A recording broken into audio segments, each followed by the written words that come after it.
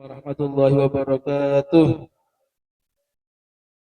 Bismillah walhamdulillah wassalatu wassalamu ala Rasulillah sayyidina maulana Muhammadin abdillah wa ala alihi wa sahbihi wa man walah. Rabbi shrah li sadri wa yassir li amri wa hlul 'uqdatam min lisani yafqahu qawli. Subhanaka la ilma lana illa ma 'allamtana innaka antal alimul hakim. Amma ba'du. Hadirin yang ia tahlil ar-rahman rahmat Allah subhanahu wa ta'ala.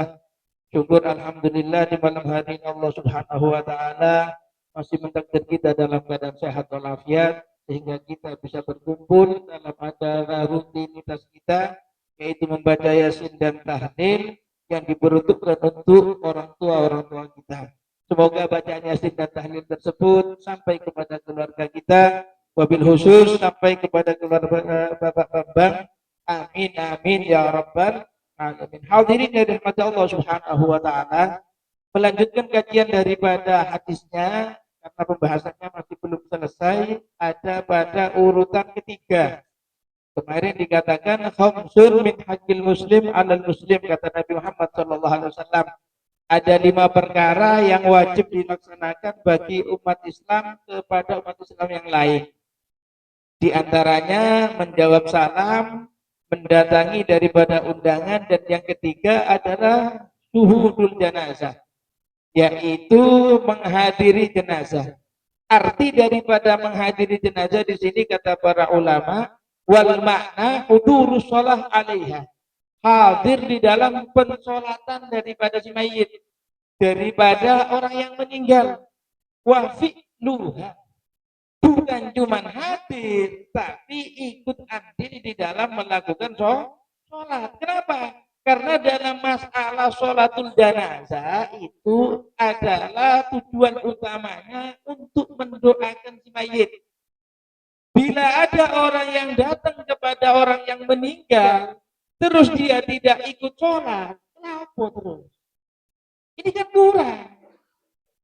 Padahal manfaat daripada mensolati mayitnya itu mensolat jenazah tersebut untuk mendoakan daripada mayitnya supaya dapat ampunan dari Allah Subhanahu wa taala. Oleh karena itu ada dalam sebuah riwayat yang ikut hadir daripada pemakaman dikatakan oleh Nabi Muhammad SAW, man tabi'a janazatan fa shalla 'alaiha falahu qiratun. Barang siapa yang ikut sholat dalam sholat jenazah, maka kata Nabi Muhammad SAW, falahu qiratun. Orang yang ikut dalam mensolati jenazah akan mendapatkan pahala 1 qirat. 1 gunung Uhud itu paling kecil kata para ulama. Ya, Imam Nawawi dalam kitab Majmu'nya itu mengatakan paling kecilnya itu. Sedikitnya daripada 1 qirat, yaitu seberat daripada gunung Uhud. Artinya pahalanya sangat banyak. Wa in syahida danaha falahu qiratan. Maka barang siapa yang ikut hadir di dalam menguburkan jenazah, ikut ke pemakaman, falahu qiratan, maka dia akan mendapatkan 2 qirat, 2 gunung Uhud pahala.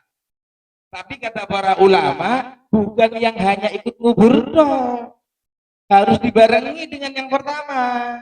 Ikut sholati, kemudian ikut ngubur, baru dapat 2. Kalau ikut ngubur, ini melu ngubur itu luru, itu nggak benar pemahaman yang seperti itu. Pemahaman yang benar adalah ikut sholat 1, ditambahi menghadiri daripada pemakamannya dapat 1 lagi. Sehingga ketika dua-duanya dikerjakan, maka dia akan mendapatkan pahala 2 qirat. Qirat tersebut kata para ulama a'dham min Uhud, lebih besar daripada gunung Uhud. Hadirin yang dirahmati Allah Subhanahu wa taala. Dalam riwayat Siti Aisyah, beliau pernah membawa sebuah hadis bahwasannya orang yang mau mensolati mayit, ikut sholat jenazah, Nabi Muhammad SAW bersabda, "Ma min mayyitin", tidak ada dari orang yang meninggal, yusolli alaihi ummatun minal muslimina, yang disolati daripada orang Islam, artinya orang Islam ikut menyolatinya, yabluhuna mi'atan, yang mensolati sampai 100. kulluhum yashfa'una lahu, semua dari 100 akan memintakan syafaat kepada Allah Subhanahu wa taala agar supaya si mayit diampuni. Maka jawabannya apa? Illa syufi'u fihi, kecuali pasti mereka akan diberi syafaat untuk bisa supaya memintakan ampun kepada Allah Subhanahu wa taala. Ini riwayat yang pertama 100. Tapi Al-Imam Ibn Abbas, beliau juga membawa riwayat bahwasannya Rasul Shallallahu Alaihi Wasallam pernah bersabda malah lebih ringan, lebih enteng. Apa? Ma'amin rojulin muslimin yamutu. Tidak ada seorang muslim yang meninggal, fayaqumu ala janazatihi arba'una rajulan. Maka berdiri untuk melakukan sholat jenazahnya sebanyak 40 orang. La yusyrikuna billahi syai'an. Yang 40 orang tersebut adalah orang yang tidak pernah mensekutukan Allah Subhanahu wa taala. Illa syafa'ahumullahu fihi. Kecuali Allah akan memberikan syafaat kepada mereka di dalam mendoakan daripada si mayit. Artinya, ketika yang sholat 40 ini mudah bagi mayit untuk mendapatkan ampunan dari Allah Subhanahu wa taala. Nunggu 100. Nah, terus siapa? Kalau yang sholat hanya sedikit dan banyak itu biasa tergantung amalan daripada manusia yang di waktu hidup. Itu sudah sunatullah. Orang yang mempunyai hubungan baik dengan Allah Subhanahu wa taala pasti ketika meninggalnya nanti akan Allah kirimkan orang-orang yang mau untuk mensolati. Nah, kok sing solati cuma orang 10 atau kadang nggak nyampe, jawab apa? Uangnya nang tonggone gak nyopo, sering ngelabrak tanggane dan lain sebagainya, sering mengganggu daripada muslimin, sehingga orang Islam pasti akan enggan untuk melakukan daripada sholat, berat untuk berangkat. Tapi kalau itu manusia mempunyai keistimewaan, kami ada satu cerita ini, ada orang yang dikenal kutu masyarakat. Jadi bahasa Nodek ini bajingan tengi. Wah, bajingan tengi. Kata orang-orang gitu. Kenapa? Tak kelihatan amal baiknya. Tapi orang ini mempunyai amalan baik yang manusia tak tahu. Apa amalannya yang baik? Di antaranya, kalau malam itu mesti sholat malam, sujud, nangis sama Allah Subhanahu wa taala. Memang sebelumnya dia mabuk tiap malam. Tiap malam mabuk. Setelah mabuk sadar mandi, setelah mandi pakai baju yang bagus, pakai minyak wangi, sholat, nangis sama Allah Subhanahu wa taala. Sambil berdoa, ya Allah, betapa hinanya hambamu yang dikuasai hawa nafsu. Itu tiap malam. Nangis. Jadi Ustaz nggak tahu nangis sholat. Paling ketika kena musibah, akhir utangi baru nangis. Nangis utang. Bukan nangis karena takut kepada Allah Subhanahu wa taala. Ini si pemabuk nangis karena takut kepada Allah Subhanahu wa taala. Itu amalan yang pertama. Amalan yang kedua, si laki-laki ini, si manusia ini setiap pagi di rumahnya tidak pernah kosong dari anak yatim. Anak yatim itu mesti dikasih makan, dikenyangkan, bahkan kadang dikasih sahur. Itu setiap hari. Sehingga ketika meninggal, orang-orang yang tahu hanya perlakuan jeleknya, ketika meninggal di situ, sudah tinggal istrinya saja. Sehingga sama istrinya dimandikan, dikafani, terus dibungkus, digeletakkan ada di jalan. Kenapa? Istrinya sambil ngomong, ya Allah, kalau aku memandikan, mengkafani, aku bisa. Cuman kalau aku untuk ngubur, tidak mungkin. Untuk nyolati, tidak, cuman aku dah. Akhirnya apa? Di saat itu pula Allah Subhanahu wa taala memerintahkan orang yang terkenal di zamannya, terkenal kesolehannya, kalau dibahasakan sekarang terkenal kewaliannya. Orang yang sangat disegani, orang yang sangat dihormati. Dan orang tersebut orang yang tidak pernah keluar rumah kecuali untuk beribadah. Suatu saat kok tiba-tiba keluar turun. Bingung wong kampung. Ada apa Kiai? Ada apa Ustaz? Kok tumben jenengan iki kok mudun? Biasa jenengan ahli moto, Quran, ahli wiridan, berdoa dan lain sebagainya. Enggak pernah urusan-urusan yang tidak penting. Apa jawaban daripada si Kiai?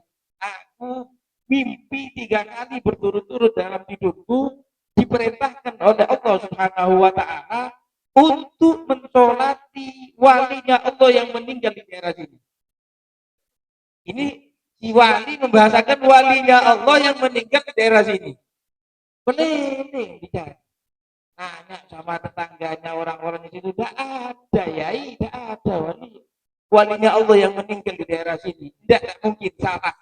Itu mimpi berturut-turut 3 kali, berarti itu ilham dari Allah Subhanahu wa taala. Kalau wali ilham, kalau nabi wahyu. Berarti kalau orang ngomong dapat wahyu itu keliru. Ya. Kalau ada orang ngomong dapat wahyu itu keliru. Kalau dapat ilham memang para walinya Allah banyak yang dapat.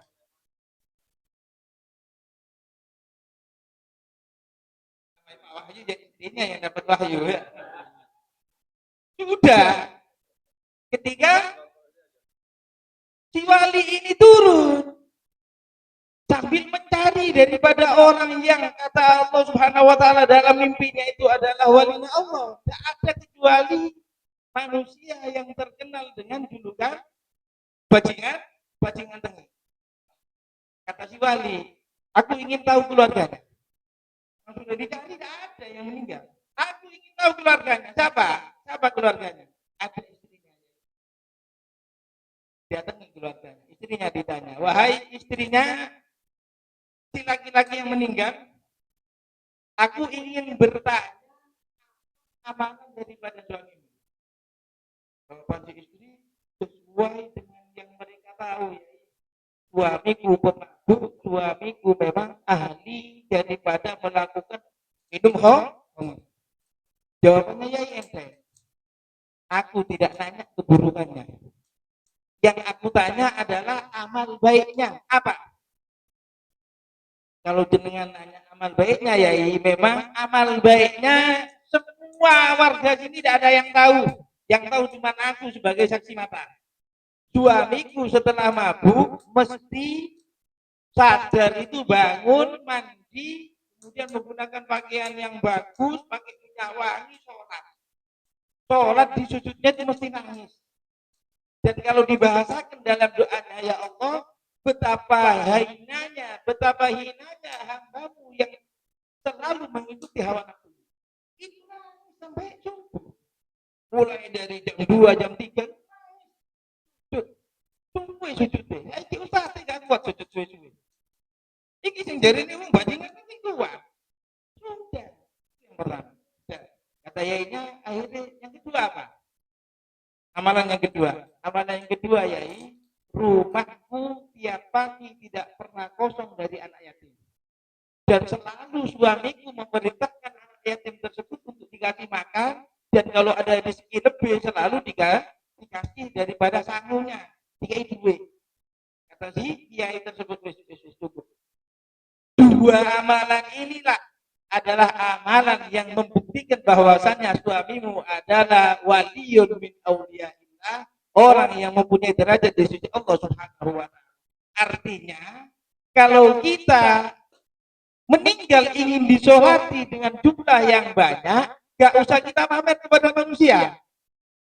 Kita jaga hati kita, hubungan kita dengan Allah Subhanahu wa taala, nanti Allah yang akan ngatur. Manusia pasti nanti akan gampang untuk datang ikut mensolati. Kalau kata bahasa Jawa nih, gawanane mayit. Gawanane nih. Kalau mayitnya itu adalah orang yang bagus, mau tidak mau yang mensolati akan menjadi baik. Tapi kalau mayitnya bukan orang yang bagus, pasti yang mensolatinya nanti akan jumlahnya akan jadi. Hadirin yang dirahmati Allah Subhanahu wa taala. Bahas masalah salat mayit. Salat mayit itu yang berhak untuk menjadi imam, untuk mensolati adalah yang pertama wa aulan nasi bisolati alaihi al-ab summan ibnul ibni. Manusia yang paling berhak untuk mensolati mayit yang pertama adalah ayahnya. Kalau ada orang meninggal, yang berhak untuk mensolati siapa? Ayahnya. Kalau ayahnya tidak ada, kakeknya. Kakeknya tidak ada, anaknya. Anaknya tidak ada, cucunya. Terus seperti daripada bab asobat yang disebutkan dalam babul waros. Itu yang paling berhak. Oleh karena itu kalau kita diundang, diajak sebagai ustadz atau sebagai kiai, ojo moro-moro imami. Kadang mulai surbane Jawa moro-moro jadi imam. Saya ingat betul. Dulu waktu orang yang meninggal tahun 2006, dua langsung. Insya Allah ditambah hujan baru tahu no. Dua-duanya langsung bareng. Ibu meninggal sebelum subuh, ayah meninggal setelah subuh. Sudah, saya waktu saya masih ada di pondok. Ada tugas.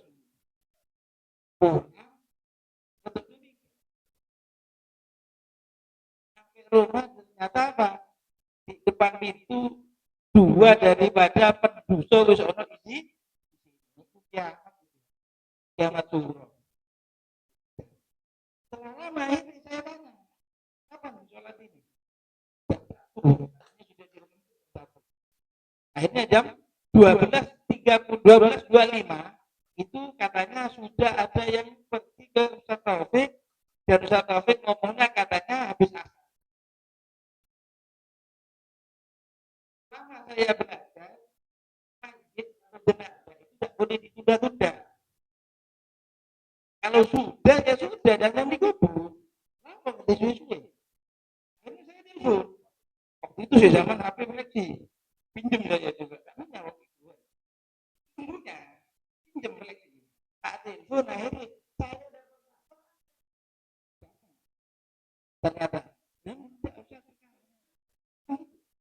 alhamdulillah jam 1 kurang 5 menit kita datang karena langsung padahal mobilnya ada beliau langsung telepon sama Pak Haji yang siap untuk antar sama Pak Haji jam 1 kurang 5 menit nyampe karena di depan rumah itu ada musola sebelah musola itu banyak kamar-kamar daripada pondok pesantren dulu punya adalah family kepunyaan daripada mbah-mbah yang di atasnya.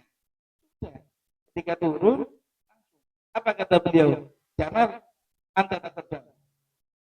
Beliau dengan tegasnya menyatakan, ayo maju sampai tadi. Itu kalau dibahasakan Jawa. Cuma kata hatiku, di foto-foto aku jadi imam. Isman tak imam.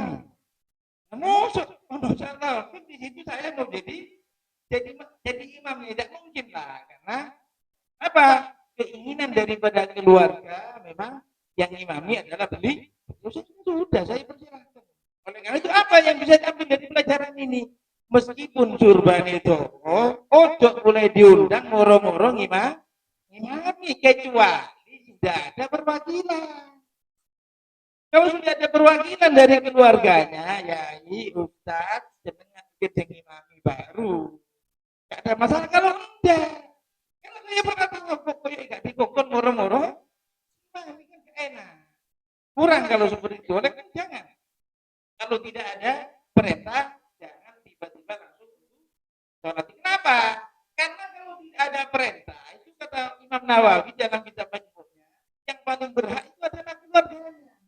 Apa mulai keluarga kok lebih berhak? Fa innahum abda'u bil mayyit min ghairihim. Karena mereka keluarga itu lebih terpukul daripada yang lain. Orang itu kalau hatinya sedih, hubungannya sama Allah cepat. Berbeda dengan orang yang hatinya senang. Makanya orang-orang dulu kan sering banyak ngomong. Dia ngaji, mondok, boleh, ustaz, kiai yang melarang. Kenapa? Karena biasanya itu tangi begitu, karena murid-murid. Tapi kalau kiai ini suki-suki, tangi begitu, linan hati, jadi penuntut. Di mana kalau yang zaman dulu benar? Kalian lihat nih, zaman dulu, mondok-mondok dia, dan tidak. Apa itu? Kiainya tidak pernah lupa selalu mendoakan mayit. Hadirin dari mata Allah Subhanahu wa taala. Kemudian di dalam mensolati mayit. Kapan waktunya untuk mensolati mayit? Dikatakan oleh Imam Nawawi, wa yajuz fi'luha fi jami'il awqat. Boleh melakukan sholat jenazah itu di semua waktu. Artinya waktu-waktu yang dilarang di dalam sholat itu tak berlaku bagi sholat jenazah. Kenapa? Karena sholat jenazah itu li'annaha sholatun laha sababun. Itu adalah sholat yang mempunyai sebab. Maka boleh dilakukan di setiap waktu. Oleh karena itu kadang ini juga heran. Tidak mau mensolati jenazah setelah sholat asar. Ini sering dulu. Sering apa? Sering banyak orang tidak mau sholat jenazah setelah asar. Alasannya mantunya sholat asar itu buat penangsang sholat. Ya, sholat sebabnya baru tidak boleh. Nganggur sholat, sampai sholat mari asar tidak boleh. Tapi kalau sholatnya ada sebabnya tidak apa-apa.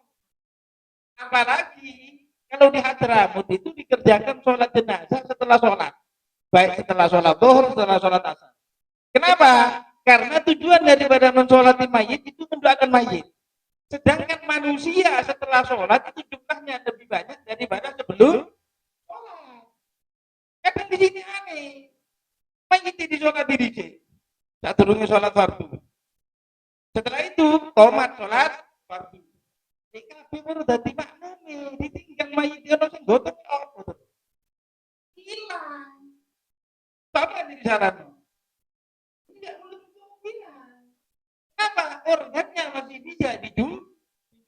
Apalagi yang praktek daripada ilmu kedokteran. Sebagian kan ada itu yang beli mayit dan lain sebagainya. Berarti ada harganya. Aku nggak penting. Kejadiannya seperti itu. Oleh karena itu yang paling bagus setelah sholat disolatkan mayit. Alasannya sholat mayit itu seperti mendoakan mayit, sedangkan doa setelah sholat arjalil ijabah itu sangat diharapkan diterima doa. Dan itu paling pas. Kalau setelah sholat baru sholat mayit, sholat jenazah itu paling enak, lengkap sudah. Manusianya tambah banyak, doa setelah sholat dan sholat fardu itu sholat wajib, doa diterima. Tuh, cuma wong gak ya sholat apa ikuti ya. Jangan kita maksa. Apalagi kita bukan siapa sama ya terserah kalau sudah bukan keluarga ya terserah keluarga cuman yang seperti itu. Hadirin yang dirahmati Allah Subhanahu wa taala, ada satu peringatan. Ini sama-sama daripada nasihat Imam Nawawi. Imam Nawawi itu ada di kitab daripada Adkar Nawawi. Kalau yang tadi itu bahasan hukumnya ada di kitab Majmu'.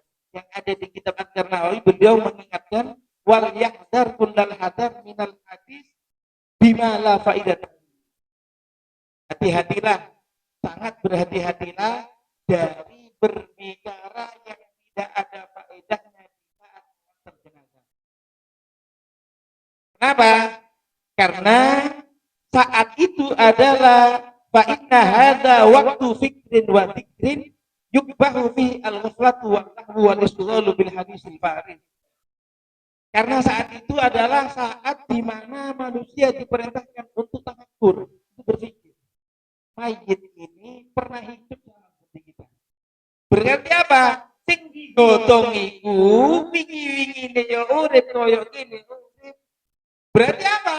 Kita yang masih hidup itu berarti tinggal nunggu giliran. Oleh karena itu dianjurkan untuk tidak banyak berbicara. Kenapa? Sangat tidak bagus. Apalagi tidak ada manfaatnya di saat tidak dianjurkan. Sebenarnya, ojo diri kan tidak dianjurkan. Disuruh memikirkan daripada cuma itu, berhubung banyak orang yang lupa. Akhirnya apa oleh para ulama? Tidak dikira. Terkadang ngusuk mayit biasa jenazah itu la ilaha illallah.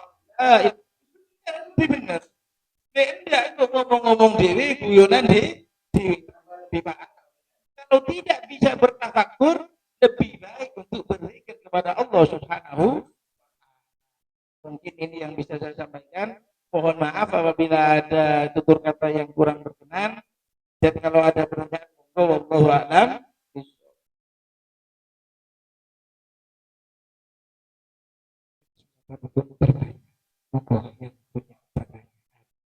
Baik. berkenaan dengan mayit atau yang lainnya, monggo. Iya, dijawab sama Ustaz.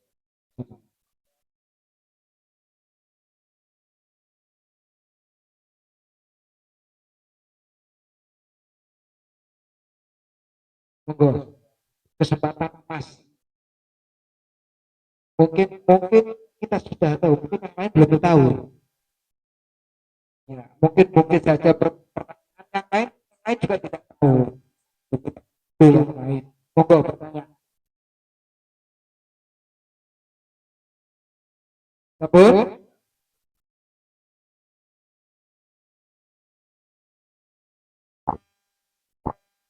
Chris tinggal dua. Eh, Anggota Yasin Dahrin yang belum ketempatan ini masih tinggal dua orang. Jadi Pak Arif Hijab, Bapak Haryadi. Dulu terima kasih.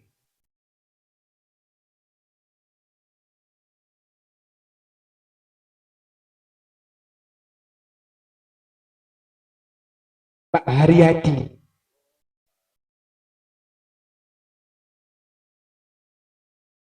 Pak Arif, masih jam. Ya, satu Bagius ya di rumahnya Pak Arif R18.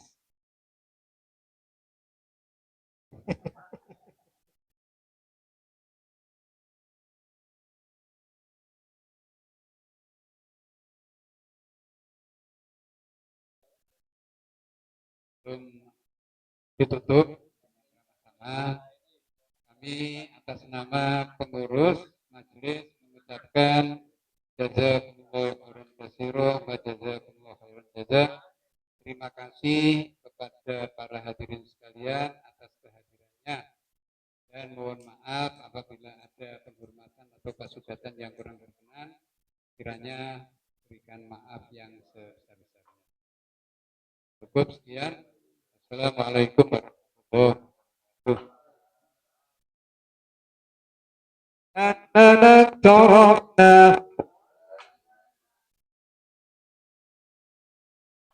إكرام